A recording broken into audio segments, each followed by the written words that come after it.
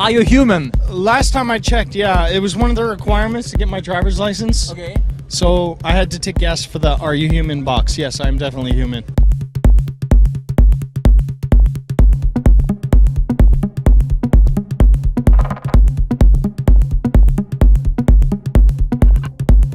Great, everybody had a good time, and I had a good time, and and I helped others have a good time too. So it was a really good time. How would you score at this gig?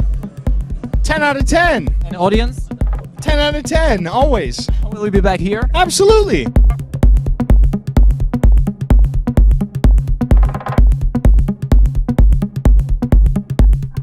When did I become famous?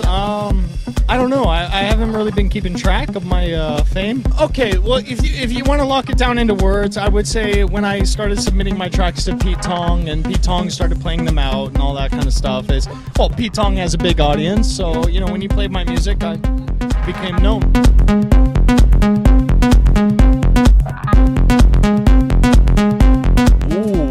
You don't want to go there with me because I could be talking about that for hours. I use, a lot of different hardware, a lot of different software. I really like testing out new software that hasn't come out yet, kind of thing. So, any hints of that? Okay, I'll tell you what. This is exclusive. Me and my partner Steve Duda from X4 Records are working on some new software called Nerve, which will be out late 2009. Piece of software that I've been using for the last year or so will be releasing to the public kind of soon. You have tried it already? I've been using it in my sets for the last 6 months now.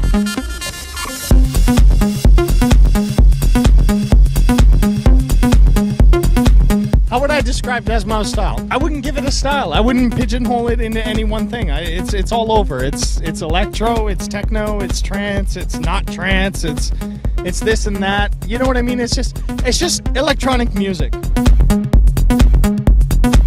It's just music, you can't take it too seriously. You have to take it for what it is at face value, It's just music that moves people, that makes them dance, it makes everybody happy, that's the kind of music I make, So I'm trying not to be a trance guy. I'm not trying to be an electro house guy. I'm just trying to be, myself and apply my art into, all sorts of different kind of electronic music.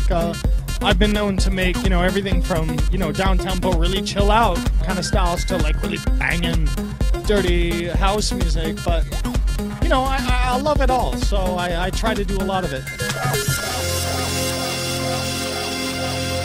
I have a very hard time making like eye contact with people.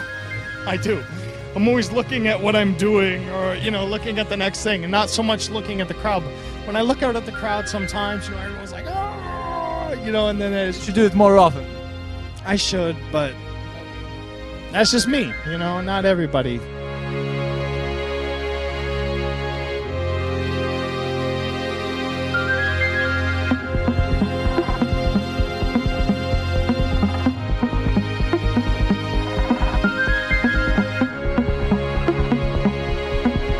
Lately, it's been a real problem because I can't move with my studio everywhere, Well, now that I've signed to EMI, they've given me, some kind of super magical powers to let me fly back home and work on some music because I have a hard time working on music outside of the studio. And, like a lot of producers I know and talk to, they can do stuff on a laptop on the road on tour, but I can't do it. I just can't do it. So I have to go home every couple of weeks to work on something new.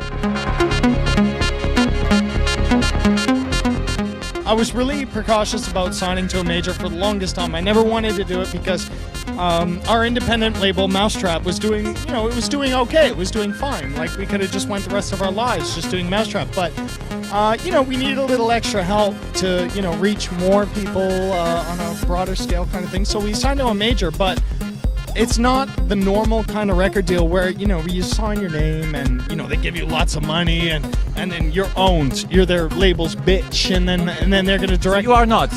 No, absolutely not. This is actually the first type of deal that EMI and Virgin have signed with any other artist. It's a very rare deal where they will kind of finance the things that you want to do and, keep in total respect what the artist wants to do kind of thing. So we're working together as a team.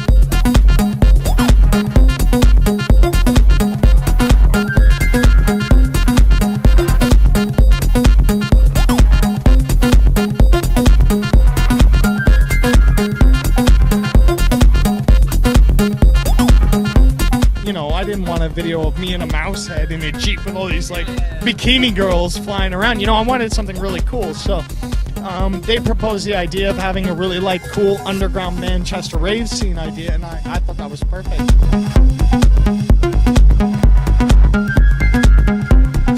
None.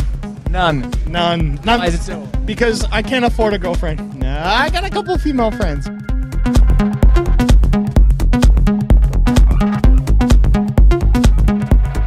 No. My mother used to force me and push me to find a job.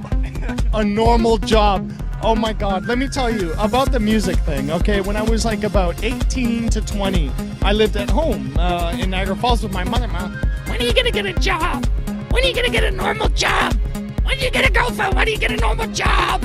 It was so bad. It was just like all the time. My mother fucking pounding my ass every day about getting out and, you know, becoming a software developer or a software engineer or a graphic designer. You know, no aspiration to be a musician. And it's just, you know, so it's like my mom put a lot into my career in respects to tolerance. No, now she's okay with me being a musician.